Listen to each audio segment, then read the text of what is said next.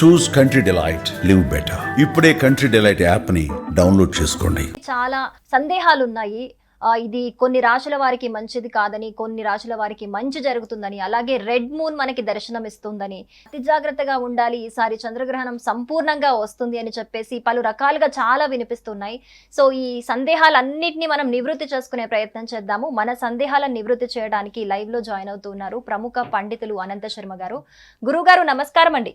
గురుగారు, సెప్టెంబర్ 7 ఆదివారం రాత్రి సంపూర్ణ చంద్రగ్రహణం అంటున్నారు. కొన్ని రాశుల వారికి మంచిది అంటున్నారు, కొంతమందికి మంచిది కాదు అని అంటున్నారు. కుంభరాశి మీద అయితే ఎక్కువగా ఎఫెక్ట్ చూపిస్తుంది అని అంటున్నారు. ఇందులో నిజం ఎంత? అసలు ఏ రాశుల వారికి ఏ విధంగా ఇది ప్రభావం చూపుతుందండి? 4 రాశుల వారికి దోషం ఉంది అనే విషయాన్ని చెప్పారు. అయితే దానికి తగినట్టుగా దానాలు కూడా చెప్పారు.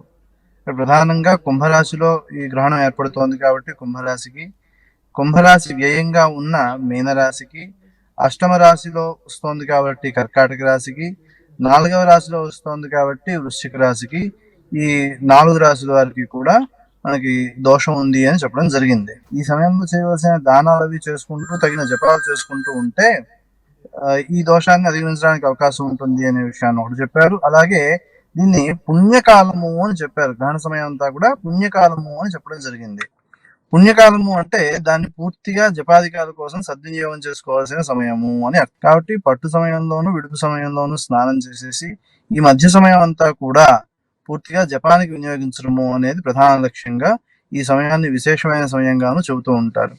అలాగే మిగిలిన సమయాల్లో జపాలు చేసుకోవడము అనే విషయం ఎలా ఉన్నప్పటికీ ఈ సమయంలో కనుక జపం చేస్తే మిగిలిన సమయాల్లో ఒకసారి చేస్తే ఎంతైతే ఫలితం వస్తుందో దానికి కొన్ని వేల రెట్లు ఫలితాన్ని గ్రహణ సమయంలో జపం చేస్తే చెప్పారు. కాబట్టి ఎవరైతే ఉపదేశ మంత్రాలకి ఉపదేశం ఉందో వాళ్ళు ఆ ఉపదేశ మంత్రాలను చేసుకుంటూ ఉండడము, ఉపదేశం లేని వాళ్ళు మేము ఏ నామం చేసుకోవాలనుకుంటే భగవన్నామం ఇష్ట దైవం ఎవరైతే ఉన్నారో ఆ నామస్మరణ చేసుకుంటూ ఉండడం ఒకటి. ప్రత్యేకించి ఏమైనా మంత్రం చెప్పండి అని అడిగితే జనని కనక వృష్టిని దక్షిణాం తేర్పయామి, అమ్మ కనక వృష్టిని నీకు దక్షిణగా సమర్పిస్తున్నాను అనే భావనాపూర్వకంగా చేయవలసిన మంత్రం ఇది. మీరు గ్రహణం ప్రారంభమైనప్పటి నుంచి చివరి వరకు కూడా ఈ మంత్రం చేస్తూ ఉన్నట్లయితే మంత్రం సిద్ధిస్తుంది. కాబట్టి ఈ మంత్రాన్ని గ్రహణ సమయంలో పూర్తిగా చేసుకోవడం చాలా చాలా అవసరం. అలా అయిపోతుందని చెప్పి భయపెట్టే వాళ్ళు ఎవరైనా ఉన్నట్లయితే ఆ విషయాల్ని అంతగా పట్టించుకోవాల్సిన అవసరం లేదు. ఎందుకు అంటే ఎక్కడైతే దోషం ఉన్నదో పరిహారం కూడా అక్కడ చెప్పినప్పుడు పరిహారం వైపు దృష్టి పెట్టినట్లయితే దాని మీద ఉన్న విశ్వాసం వలన అటువంటి దోషాలని అధిగమించడం సులువు అవుతుంది.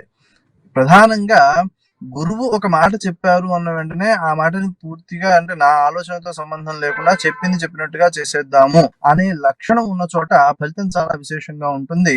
దీనికి భార్గవరాముడే ప్రధానమైన ఉదాహరణ. ప్రతి ఒక్కరూ కూడా మంత్రానికి ప్రాధాన్యం ఇచ్చి మనకి శాస్త్రాల్లో ఏవైతే విధానంలో చెప్పారో వాళ్ళందరూ మన గురువులు కాబట్టి వాళ్ళు చెప్పిన విధానంలో ఈ గ్రహణ సమయాన్ని సద్వినియోగం చేసుకోవడానికి ప్రయత్నం చేయాలి తప్ప భయాందోళనకు గురవడమో లేకపోతే భయాందోళనకు గురయ్యేలాగా ఇతరులు చెప్పడమో కూడా సరి అయిన విధానం కాదు అనే విషయాన్ని అర్థం చేసుకోవాలి. స్త్రీల మీద ఎలాంటి ప్రభావం చూపుతుంది అంటే వాళ్ళు ఎలాంటి జాగ్రత్తలు తీసుకోవాలంటారు గ్రహణం సమయంలో? ఇక్కడ జాగ్రత్తలు తీసుకోవడం విషయంలో మనకి చెప్పబడింది ఏమిటి అంటే గర్భిణీ స్త్రీ కదలకుండా ఉండాలి అని. ఆ సమయంలో దర్భచాప పూర్తిగా ఆమె గర్భాన్ని పూర్తిగా కప్పేలాగా దర్భచాప వేసి ఉంచడం మంచిది అని చెబుతారు. ఒకవేళ మంచం మీద కదలకుండా పడుకోవడం కూడా కష్టమే ఆ సమయంలో. కాబట్టి ఏ పడక కుర్చీ లాంటిదో అయితే కొంచెం సౌకర్యంగా కూర్చునే అవకాశం ఉంటుంది కాబట్టి అలాగైనా కూర్చోవచ్చు.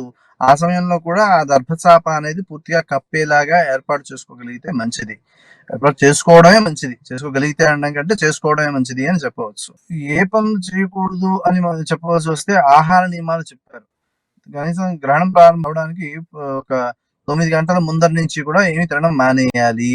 మరి 9 గంటల ముందర నుంచి తినడం మానేయడం అంటే ఆరోగ్యం బాగుండని వాళ్ళకి ఇబ్బంది అవుతుంది కదండి. గర్భిణీ స్త్రీల విషయంలో కూడా ఆరారుగా తింటారు తప్ప ఒకేసారి తినడానికి కూడా వాళ్ళకి సౌకర్యంగా ఉండదు కదా. అంటే అలా అత్యవసరముగా ఉన్న పరిస్థితుల్లో 6 గంటలు మినహాయించారు. అంటే 6 గంటల ముందు వరకు, 9 గంటలు అన్నదాన్ని 6 గంటల వరకు అన్నారు సుమారుగాను.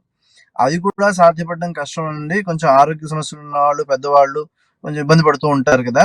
కాబట్టి ఆ సమయంలో అటువంటి వాళ్ళ విషయంలో ఏం చేయాలి అంటే ఘన పదార్థాలు కాకుండా ద్రవ పదార్థాలు అంటే పాలు, పళ్ళ రసాలు లాంటివి ఈ సాయంత్రం సూర్యాస్తమయం లోపు తాగేసేయడం మంచిది.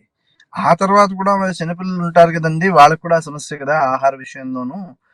కాబట్టి ఏం చేయమంటారు అంటే, పాలు మొదలైనటువంటివి కాకుండా పంచదార నీళ్లు మొదలైనటువంటివి తీసుకోవడం ఉత్తమం. కాబట్టి ఈ గ్రహణం ముందర వరకు కూడా ఈ చివరి 3 గంటల్లో 4 గంటల్లో ఏదైతే వ్యవధి ఉందో ఆ వ్యవధిలో ఈ మంచినీళ్లు తాగడము లేదా ఉప్పు పంచదార నీళ్ళు లాంటివి ఏదైనా తాగి ఉండడము ఉత్తమం. ఇక గ్రహణ సమయంలో అవేమీ పనికిరావు. స్నానం చేయడము, గ్రహణం ప్రారంభమవడానికి ముందర స్నానం చేయడము, గ్రహణం ప్రారంభమైన తర్వాత జపం చేసుకుంటూ ఉండడము, అయిపోయాక మళ్ళీ స్నానం చేయడము. ఈ మధ్యలో ఆచమనానికి తప్ప విడిగా నీళ్లు తాగడం అనేది ఉత్తమం కాదు. కాబట్టి ఆ సమయం అంతా వాటిని విడిచిపెట్టేసి జపం మీదనే శ్రద్ధ పెట్టాలి. ఆ తర్వాత కూడా అర్ధరాత్రి భోజనం మంచిది కాదు. కాబట్టి మళ్ళీ సూర్యోదయం అయిన తర్వాత వంట వండుకుని అగ్నిదేవుడికి సూర్య భగవానుకి అది నివేదన చేసిన తర్వాత ఆ ఆహారం తీసుకోవడం మంచిది. మనకి చంద్రుడు ఎరుపు రంగులో దర్శనం ఇస్తాడు ఈసారి ఈ సంపూర్ణ చంద్రగ్రహణానికి అని చెబుతున్నారు. దాని వెనుక కారణం ఏంటంటారు? మరి అలా ఎరుపు రంగులో ఉన్నప్పుడు డైరెక్ట్ చంద్రగ్రహణాన్ని చూడొచ్చు అంటారా? చంద్రగ్రహణమైనా సూర్యగ్రహణమైనా సరే చూడడము అనేది ఉత్తమం కాదు.